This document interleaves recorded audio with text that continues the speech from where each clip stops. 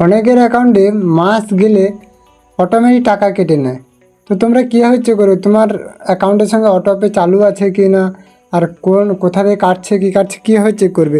তোমরা তোমার PhonePe অ্যাপ্লিকেশানটাকে open করে নেওয়ার পর এখান থেকে লেফট সাইডে উপরে দেখবে লোগো আছে, লোগোতে ক্লিক করবে। ক্লিক করার পরে দেখবে ম্যানেজ পেমেন্ট বলে লেখা আছে, এটাতে ক্লিক করবে। এটাতে ক্লিক করার পরে হালকা উপরে দেখে দেবে, স্ক্রল করবে। স্ক্রল করলে দেখবে এখানে অটোপে বলে লেখা আছে, এটাতে ক্লিক করবে।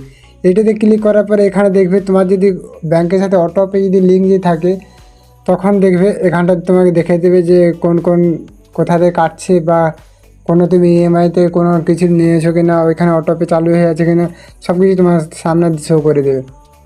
আমার যেহেতু নেই, এই জন্য আমাকে দেখায় না, এইভাবে দেখাচ্ছে। তো তোমাদের যদি থাকে তাহলে তোমাদেরকে এইভাবে দেখাবে।